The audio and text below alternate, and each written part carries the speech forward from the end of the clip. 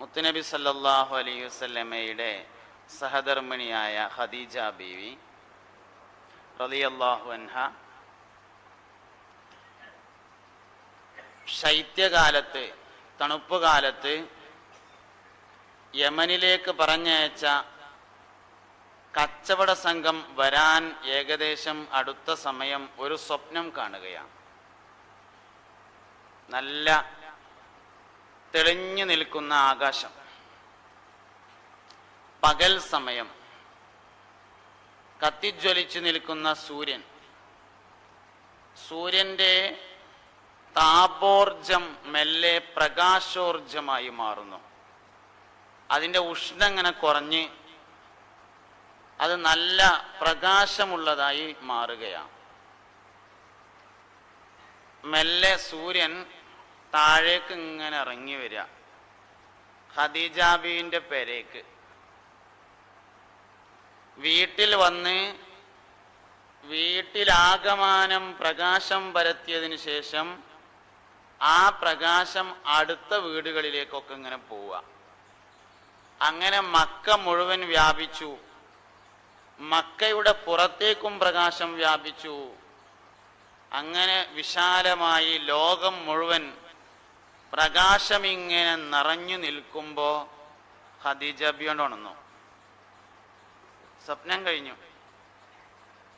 സാധാരണതയിൽ നിന്ന് വ്യത്യസ്തമായ ഒരു സ്വപ്നമാണിത് എന്ന് മനസ്സിലാക്കിയ മഹദിയായ ഖദീജ ബീവി ആ കാലഘട്ടത്തിൽ ഉണ്ടായിരുന്ന വേദപണ്ഡിതനായ വറഖത്ത് ഇബ്നു നൗഫലിന്റെ സമീപത്ത് ചെന്നു. തൻ്റെ സ്വപ്ന വിവരം അറിയിക്കുകയും ഇതിന് വല്ല താബീറുമുണ്ടോ, ഇതിന് വല്ല വ്യാഖ്യാനവുമുണ്ടോ, ഉണ്ടെങ്കിൽ ഒന്ന് പറഞ്ഞു തരണം എന്ന് പറയുകയും ചെയ്തു. വറഖത്ത് ഇബ്നു നൗഫൽ പറഞ്ഞു, ഇതിന്റെ താബീർ, ഖദീജ നീ ഒരിക്കൽ കൂടി വിവാഹിതയാകും എന്നാണ്. ഞാൻ ഇനി വിവാഹിതയാകെ. നേരത്തെ 2 വിവാഹങ്ങൾ നടന്നിട്ടുണ്ട്. 2ലും കുട്ടികളുണ്ട്, 5 കുട്ടികളുണ്ട്. 1-ല് 3, 1-ല് 2 ഉണ്ട്. ഇനി വിവാഹം വേണ്ടാന്ന് തീരുമാനിച്ചതാ. കുട്ടികളെ നോക്കിയിട്ട് ഇങ്ങനെ കഴിഞ്ഞുകൂടിയാൽ മതി എന്ന് വെച്ചതായിരുന്നു. ബിസിനസ്സും കാര്യമാണെങ്കിൽ അതും നോക്കാണ്ട് അതും നോക്കുക, 5 കുട്ടികളെയും നോക്കുക, അങ്ങനെ കഴിഞ്ഞുകൂടുക. ഇനി കല്യാണമൊന്നും വേണ്ട. മാത്രമല്ല, നേരത്തെയുള്ള ഓരോ വിവാഹങ്ങളും വളരെ സന്തോഷകരമായിരുന്നു. 2ാമത്തെ ഭർത്താവിനെ മറക്കാൻ തന്നെ പറ്റുന്നില്ല. എന്നാലല്ലേ വേറൊരു കല്യാണത്തെ പറ്റി ആലോചിക്കാൻ പറ്റുള്ളൂ. അതുകൊണ്ട് മറ്റൊരു വിവാഹത്തെക്കുറിച്ചുള്ള ആലോചന ഒന്നുമില്ലാതെ 40 വയസ്സായി. ഇനിയിപ്പോ ഞാൻ ഈ വയസ്സാം കാലത്ത് ഇനിയും കല്യാണം കഴിക്കുന്ന പറയണതെന്ന് ചോദിച്ചു. കല്യാണം കഴിക്കുന്നു മാത്രല്ല, അതൊരു പ്രവാചകനുമായിരിക്കുമെന്നാണ് ഈ സ്വപ്നം എന്ന് വറഖത്ത് ഇബ്നു നൗഫൽ പറഞ്ഞു. എന്തേലും ആവട്ടെ എന്ന് തീരുമാനിച്ച് അവിടുന്ന് പോന്നു. യമനിലേക്ക് ശൈത്യകാലത്ത് പോയ കച്ചവട സംഘം കച്ചവടം കഴിഞ്ഞ് മടങ്ങി വന്നു. എല്ലാരെയും വീട്ടിലേക്ക് യാത്ര അയച്ചു. എല്ലാവർക്കും നല്ല സമ്മാനങ്ങളൊക്കെ കൊടുത്തു, പിരിച്ചുവിട്ടു. ഇനി അടുത്ത് വേനൽക്കാലത്ത് കച്ചവടത്തിന് പോകാനുള്ള ഒരുക്കങ്ങളാണ്.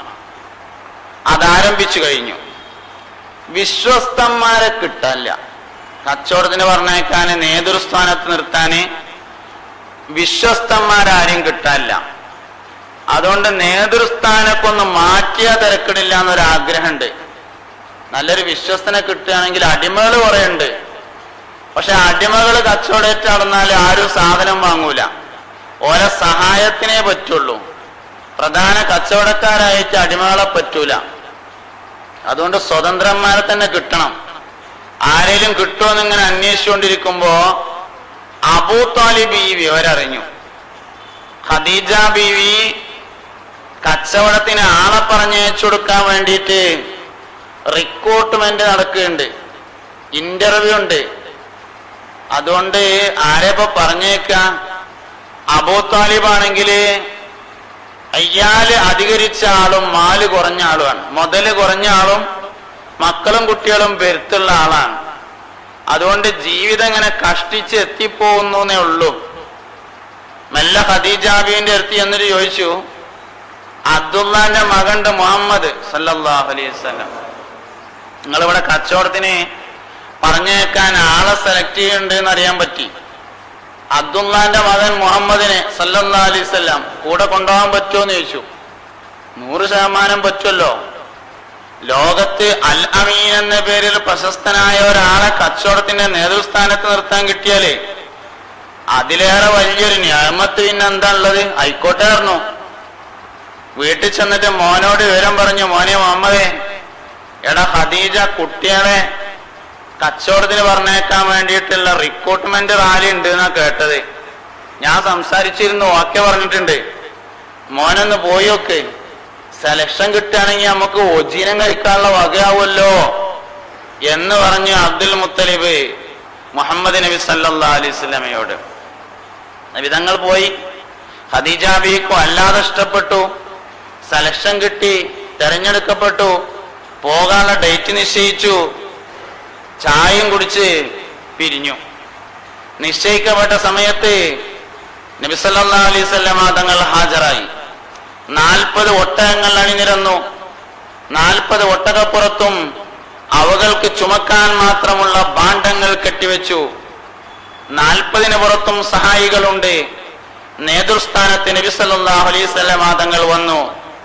സഹായത്തിന് മൈസറത്തും ഉണ്ട്. മൈസറത്ത് എന്ന ഖദീജ ബിയുടെ അടിമയും കൂടെ ഉണ്ട്. പേര് കേട്ടാ പെണ്ണാന്ന് തോന്നും, സംഗതി ആണാണ്.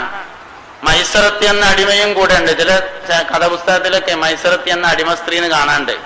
മൈസറത്ത് ആണാണ്. പേരിൽ അവസാനം താഴെ ഉണ്ടായിട്ട് പെണ്ണാവൂല. അങ്ങനെയാണെങ്കിൽ ഹംസത്ത് പെണ്ണാവുമല്ലോ. മൈസറത്തും കൂടെ ഉണ്ടായിരുന്നു. അങ്ങനെ രണ്ടാം കൂടി ഇങ്ങനെ പോവുകയാണ്. ഖദീജ ബീവി അന്നേ കച്ചവടത്തിന് പോക്കില്ല, പറഞ്ഞയക്കലേ ഉള്ളൂ. ആളുകളെ പറഞ്ഞയക്കലേ ഉള്ളൂ. മുപ്പത്തിയൊരു കച്ചവടത്തിന് പോണ പരിപാടി ഇല്ല. എന്നും അങ്ങനെ തന്നെയാണ്. ചിലപ്പോൾ ലാഭം കിട്ടും, ചിലപ്പോൾ നഷ്ടം ഉണ്ടാവും, എന്തായാലും പോകൂല. അങ്ങനെ കച്ചവട സംഘം ഇങ്ങനെ നടന്ന് അകന്ന് പോകുന്നത് വരെ ഖദീജ ബീവി നോക്കി നിന്നു. സംഘം യാത്ര പോയി. പോകുന്നതിനനുസരിച്ച് അത്ഭുതങ്ങൾ ഇങ്ങനെ ഉണ്ടായിക്കൊണ്ടിരിക്കുകയാണ്. നല്ല വേനൽക്കാലം, നല്ല ഉഷ്ണമുള്ള സന്ദർഭം. മൈസറത്തിനും മുഹമ്മദ് നബി സല്ലല്ലാഹു അലൈഹി വസല്ലമ തങ്ങൾക്കും മേഘം കുട പിടിച്ചിരിക്കുന്നു. മൈസറത്ത് കണ്ണുകൊണ്ട് കണ്ടു. അനുഭവം മാത്രല്ല, മേഘം ഇങ്ങനെ ഒപ്പം പോരുന്നത് കണ്ണുകൊണ്ട് കണ്ടു. കുറെ ദൂരം ചെന്നു. ഒരു മഠത്തിന്റെ മുൻവശത്തെ അവർ താൽക്കാലികമായി താമസിച്ചു. മഠത്തിൽ നിന്ന് ഇറങ്ങി വന്ന നസ്തൂറ എന്ന പുരോഹിതൻ ഈ ആളെക്കുറിച്ച് അന്വേഷിച്ചു. ഗുണഗണങ്ങളൊക്കെ പറഞ്ഞപ്പോ ഇത് അവസാനത്തെ പ്രവാചകനാണെന്നും ഇദ്ദേഹത്തിന്റെ കാര്യത്തിൽ വലിയ സൂക്ഷ്മത വേണമെന്നും മൈസറത്തിനോട് ഉപദേശിച്ചു. അങ്ങനെ അവർ നടന്നു നീങ്ങി. സാധാരണ മാർക്കറ്റിലെത്തിയാല് ആവശ്യക്കാരെയും കാത്തിരിക്കലാണ് പതിവ്. ഇത്തവണ ബുസ്ര എന്ന സ്ഥലത്തെത്തിയപ്പോഴേക്ക് മീൻകൊട്ടൊക്കെ ആള് വരുന്ന മാതിരി കച്ചവടത്തിന് ഇങ്ങോട്ട് വരൽ തുടങ്ങി. മീൻ വണ്ടി ഇങ്ങനെ വരുമ്പോത്തിന് തന്നെ മാർക്കറ്റിൽ തട്ടിപ്പറിച്ചും വഹിക്കുന്നത്. ഇന്ന മാതിരി ഇത് മാർക്കറ്റിൽ എത്തുന്നതിന് മുമ്പ് തന്നെ ഇങ്ങോട്ട് വന്നിട്ട് കച്ചവടാക്കൽ തുടങ്ങി. മാർക്കറ്റിലെത്തി. ഉള്ളതുപോലെ പറഞ്ഞു. ഓരോന്നിന്റെയും ഗുണഗണങ്ങൾ പറഞ്ഞു. എന്നാലും ആൾക്കാർ വാങ്ങന്നെ. ഇത് ഇന്നതിനൊക്കെ പറ്റുക, അത് ഇന്നതിന് പറ്റൂല, ഇതിന്റെ ഗുണം എന്നതാണ്, ഇതിന്റെ ദോഷം എങ്ങനെയാണ് എന്നീ വിവരങ്ങളൊക്കെ പറഞ്ഞെങ്കിലും ആൾക്കാർ വാങ്ങന്നെ. വേഗം കച്ചവടം തീർന്നു.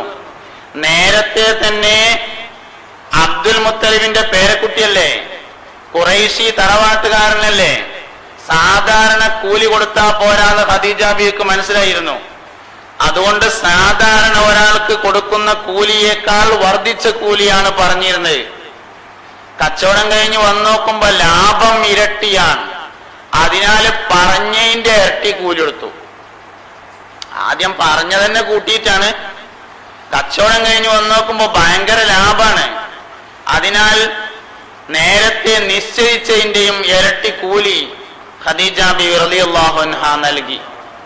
അങ്ങനെ നബി തങ്ങൾ ആ കൂലിയേറ്റ് ഇങ്ങനെ പെരേക്ക് പോയി.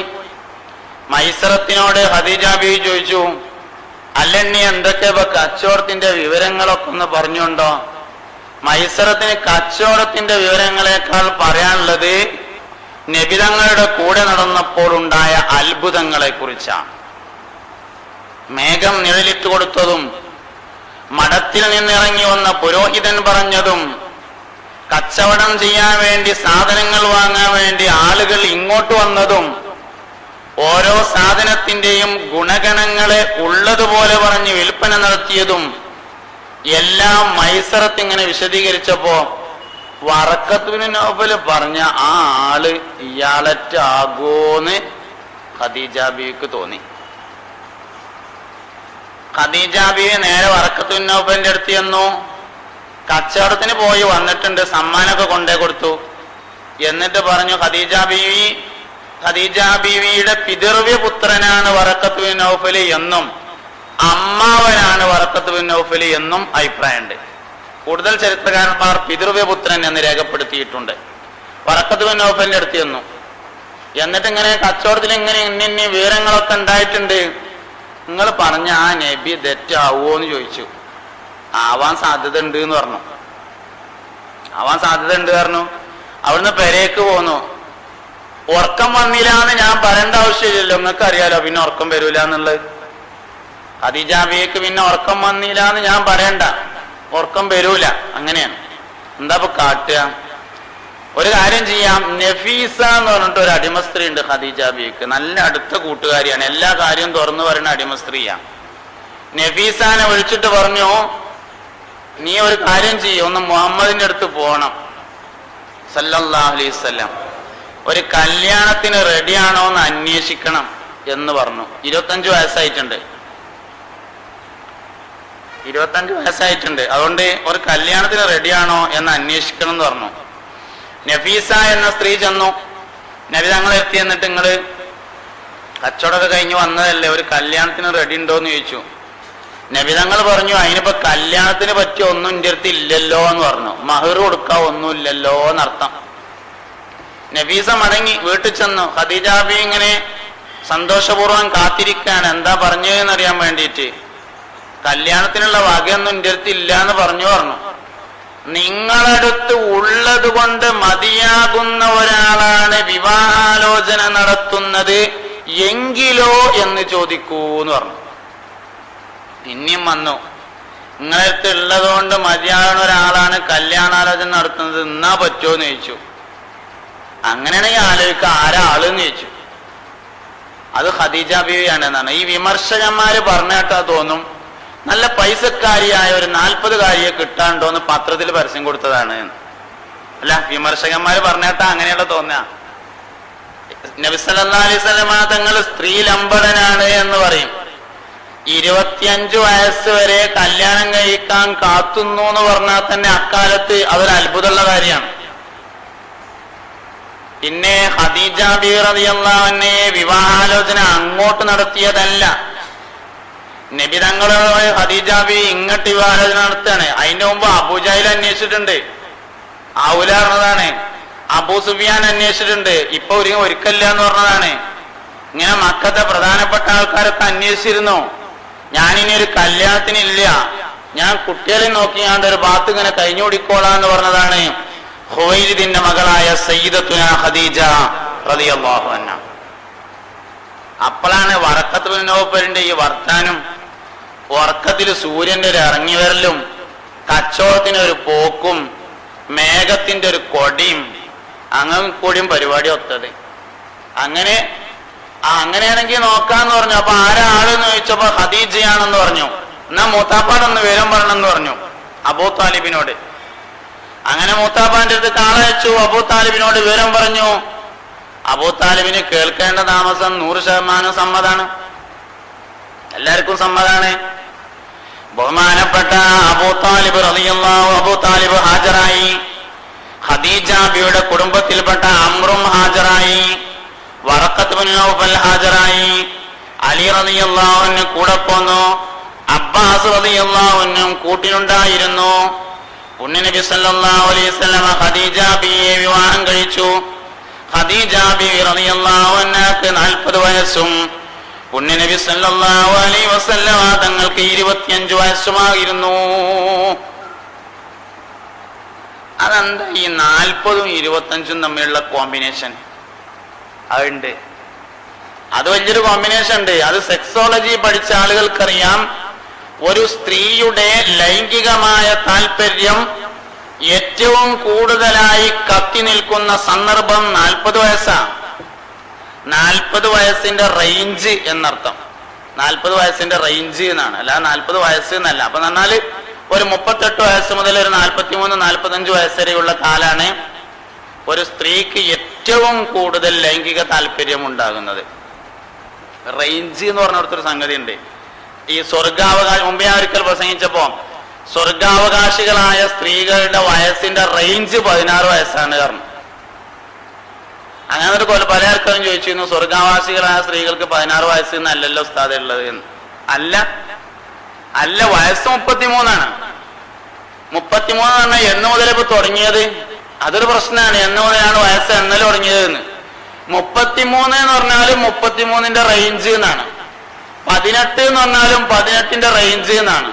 16 എന്ന് പറഞ്ഞാലും 16ന്റെ റേഞ്ച് എന്നാണ്. അതായത് ഒരു സ്ത്രീക്ക് ലൈംഗിക താല്പര്യം ഉണ്ടാവുകയും ആകർഷിക്കപ്പെടുകയും ചെയ്യുന്ന ഏറ്റവും വലിയ പ്രായം എത്രയാണോ ആ പ്രായം, അതിന് 16 ആയാലും വേണ്ടില്ല, 18 ആയാലും വേണ്ടില്ല, 33 ആയാലും വേണ്ടില്ല. അപ്പൊ 33 എന്ന് പ്രയോഗിച്ചിട്ടുണ്ട് ഹദീസിൽ. 33ന്റെ റേഞ്ച്. ഒരു പെണ്ണിന് എല്ലാ നിലയിലും തികഞ്ഞു നിൽക്കുന്ന സമയം എപ്പോഴാണോ ആ സമയമായിരിക്കും സ്വർഗത്തിൽ ഇന്നലെ ഇന്നും നാളെയും എന്നും എന്നാണ് 33 വയസ്സ് എന്ന് പറഞ്ഞതിന്റെ അർത്ഥം. അപ്പൊ ഒരു സ്ത്രീക്ക് ലൈംഗിക താല്പര്യങ്ങൾ ഏറ്റവും കൂടുതലായി കത്തി നിൽക്കുന്ന സന്ദർഭം 40 വയസ്സാണ്. 40കാരിയെ സംതൃപ്തയാക്കാൻ ഒരു പുരുഷന് കഴിയുക എന്നത് പുരുഷന്റെ ഏറ്റവും വലിയ ക്വാളിറ്റിയാണ്. ഒരു 40കാരിയായ ഭാര്യയെ സ്ത്രീകളുടെ അനുസരണയുടെ രഹസ്യം ലൈംഗിക സംതൃപ്തി തന്നെയാണ്. ഒരു സത്യത്തെ നമ്മൾ നിഷേധിച്ചിട്ട് കാര്യമില്ല. വൈകുന്നേരം അണ്ണാച്ചും പെണ്ണുങ്ങളോടും തല്ലുവിടുന്ന കേട്ടാ തോന്നും ഒരാള് നാളെ തമിഴ്നാട്ടിലേക്ക് പോകുന്നേ. ഇല്ല, ഓല് വൈകുന്നേരം പീഡക്കൊലയും വന്ന് കടന്നുറങ്ങിയിട്ട് രാവിലെ നീച്ചു വന്നാൽ പിന്നെയും പുതിയാപ്പളിയും പുതിയണും തന്നെ ഇക്കാരം. വൈകുന്നേരം പിന്നെയും തല്ലുവിടുന്നുള്ളൂ. എന്തേ? സ്ത്രീയുടെ അനുസരണയുടെ രഹസ്യം ലൈംഗിക സംതൃപ്തിയാണ്. സത്യമുള്ള കാര്യന്മാര് പറഞ്ഞിട്ടേ നമുക്ക് കാര്യമുള്ളൂ. അതുകൊണ്ട് പെണ്ണുങ്ങളുടെ ലൈംഗിക സംതൃപ്തിയുടെ രഹസ്യം പെണ്ണുങ്ങളുടെ അനുസരണയുടെ രഹസ്യം എന്ന് പറഞ്ഞത് ലൈംഗിക സംതൃപ്തിയാണ്. അത് ഖദീജ ബീവിക്ക് ഉണ്ടായി. എങ്ങനെണ്ടായി? ആമനത്തിബീന കഫറന്നാസ്. പുണ്യനബി സല്ലല്ലാഹു അലൈഹി വസല്ലം പറഞ്ഞു, ജനങ്ങളെല്ലാവരും എന്നെ നിഷേധിച്ചപ്പോ ഖദീജ എന്നെ കൊണ്ട് വിശ്വസിച്ചിരിക്കുന്നു. നബി തങ്ങളെ കൊണ്ട് വിശ്വസിച്ച് ആദ്യത്തെ സർട്ടിഫിക്കറ്റ് കൊടുത്തത് ഖദീജ ബീവി റളിയല്ലാഹു അൻഹയാണ്. ലൈംഗിക സംതൃപ്തി ഇല്ലെങ്കിൽ വിശ്വാസം വരൂല. രണ്ടാമത് ഒരു പെണ്ണിന് സംതൃപ്തി ഉണ്ടെങ്കിൽ പൈസ കൊടുക്കും, മുതൽ വിട്ടുകൊടുക്കും എന്നുള്ളതാണ്. നമ്മളൊക്കെ മരിച്ചിട്ട് മുതൽ ഒരുക്കുമ്പോ പിന്നെ ഭാര്യ ഉമ്മ പറയുന്നതാണ് കുട്ടികളോട്, കുട്ടികളെ ഇമ്മാക്ക് അളക്കുമ്പോ ആ ഫ്രണ്ടിൽ ഒരു 3 സെന്റ് കൂട്ടി അളന്നാലിട്ടോ, ഉമ്മാന്റെ ജംക്കി വിറ്റിട്ടാണ് വാപ്പ പണ്ട് ഗൾഫിക്ക് പോയത്. വാപ്പ പണ്ട് ഗൾഫിക്ക് പോയത് ഉമ്മാന്റെ ജംക്കി വിറ്റിട്ടായിരുന്നു. അത് വന്നിട്ട് പിന്നെ കമ്മലും പിന്നെ ചുറ്റുമൊക്കെ ഉണ്ട്, പക്ഷെ അതൊന്നും എണ്ണത്തിൽ പെടൂല. പണ്ട് ജംക്കി വിറ്റത് മാത്രമേ എണ്ണത്തിലുള്ളൂ. പെണ്ണുങ്ങളെ മുതല് പറഞ്ഞാൽ അങ്ങനെയാണ്. അത് കൊടുക്കുക എന്ന് പറയുന്നത് സംതൃപ്തി ഉണ്ടെങ്കിൽ മാത്രമേ ഉള്ളൂ. ഞാൻ പറഞ്ഞ നിങ്ങൾ ശ്രദ്ധിക്കണം. ഖദീജ ബീവി തന്റെ മുതല് നബിക്ക് കൊടുത്തു. അവിടെ 2 കാര്യം മനസ്സിലാക്കാണ്ട്. ഏതാ മുതല്? മുതലേതാ? ഖദീജ ബീവി കച്ചവടക്കാരിയാണ്. വാപ്പിയും കച്ചവടക്കാരനാണ് ഹുവൈലിദ്. ബിസിനസ്സുകാരനായ വാപ്പയുടെ മകൾ, ബിസിനസ്സുകാരിയായ മകൾ, അതാണ് ഖദീജ ബീവി റളിയല്ലാഹു അൻഹ. ധാരാളം ഒട്ടകങ്ങൾ. സാധാരണ വർഷത്തിൽ 2 തവണയാണ് കച്ചവടം. ശൈത്യകാലത്തും വേനൽക്കാലത്തും തണുപ്പ് കാലത്തും 2 കച്ചവടമാണ്. ഒന്ന് ഷാമിലേക്കും ഒന്ന് യമനിലേക്കും. ശൈത്യകാലത്ത് യമനിലേക്കും വേനൽക്കാലത്ത് ഷാമിലേക്കുമാണ് അറബികളുടെ കച്ചവടം. കച്ചവടത്തിന് പോകുമ്പോൾ ഒരു കച്ചവട സംഘത്തിൽ 40 ഒട്ടകങ്ങൾ ഉണ്ടാവും. 40 ഒട്ടകങ്ങളുടെ പുറത്തും അവകൾക്ക് ചുമക്കാൻ മാത്രമുള്ള ഭാണ്ഡങ്ങൾ ഉണ്ടാവും. 40 ഒട്ടകപ്പുറത്തും 40 ആളുകൾ ഉണ്ടാവും. അവർക്കൊരു നായകൻ ഉണ്ടായിരിക്കും. 40 ഒട്ടകപ്പുറത്ത് കയറുന്ന 40 ആളുകൾ 40 വീട്ടുകാരായിരിക്കും. അതായത് 40 കുടുംബത്തിന്റെ 6 മാസത്തെ ജീവിതോപാധിയാണ് ഒരു കച്ചവട സംഘം. ഓരോ ഒട്ടകം അയിമുള്ള സാധനം ഓരോ പെരക്കാരതാണ് എന്നർത്ഥം. ഖദീജ ബീവിയുടെ കച്ചവട സംഘത്തിൽ 40 ഒട്ടകമുണ്ട്. 40 ഒട്ടകപ്പുറത്ത് ആളുണ്ട്. പക്ഷെ 40ഉം കൂലിക്കാരാണ്, 40 പെരക്കാരല്ല, 40 കൂലിക്കാരാണ്. കാരണം 40 ഒട്ടകവും ഖദീജ ബീവിന്റെ. അങ്ങനത്തെ ഒരു സംഘമല്ല, അങ്ങനെയുള്ള ധാരാളം സംഘങ്ങളുടെ ഉടമയാണ് സയ്യിദത്തുനാ ഖദീജ.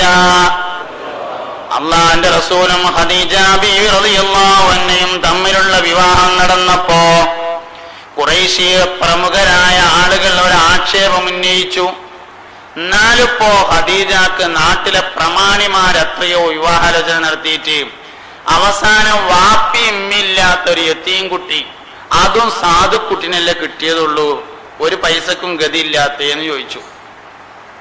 ഇതറിഞ്ഞ ഖദീജ ബീവി വലിയ ഒരു സദ്യ ഒരുക്കി. ഖുറൈശികളിലെ പ്രമുഖരൊക്കെ വിളിച്ചു, പ്രമാണിമാരൊക്കെ വിളിച്ചു വരുത്തി എല്ലാവർക്കും ഭക്ഷണം കൊടുത്തിട്ട് ഓലിങ്ങനെ തിന്നോണ്ടിരിക്കുന്ന സമയത്ത് ഖുറൈശികളെ നേതാക്കളെ ഇങ്ങോക്കി എല്ലാരും ശ്രദ്ധിക്ക്, ഞാൻ എൻ്റെ മുതലൊക്കെ മുഹമ്മദിന് കൊടുത്തുക്കണു, ഇന്ന് മുതൽ മുഹമ്മദ് പൈസക്കാരനും ഞാൻ ദരിദ്രയുമാകുന്നു എന്ന് പറഞ്ഞു സയ്യിദത്തുനാ ഖദീജ. കൊണ്ടോയ അന്നഞ്ഞ് എന്താ വേണ്ടതെന്നായി ഖുറൈശികൾക്ക്. കാരണം ഇതൊരു വലിയ മാറ്റാണല്ലോ.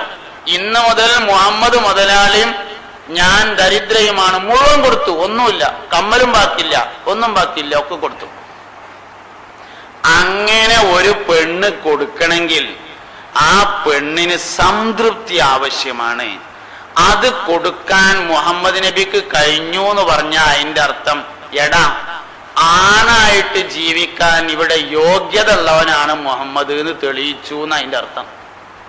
പുരുഷനായിട്ട് ആൺകുട്ടിയായിട്ട് ഇവിടെ ജീവിക്കാൻ അവകാശമുള്ള ആൺകുട്ടിയാകുന്ന മുഹമ്മദ് സല്ലല്ലാഹു അലൈഹി വസല്ലം എന്ന് തെളിയിച്ചുകൊണ്ട് രംഗപ്രവേശനം ചെയ്തതാണ് ഖദീജ ബീവി റളിയല്ലാഹു അൻഹയെ വിവാഹം കഴിക്കുന്നതിലൂടെ നബി സല്ലല്ലാഹു അലൈഹി വസല്ലം തങ്ങൾ നടപ്പിൽ വരുത്തിയത്.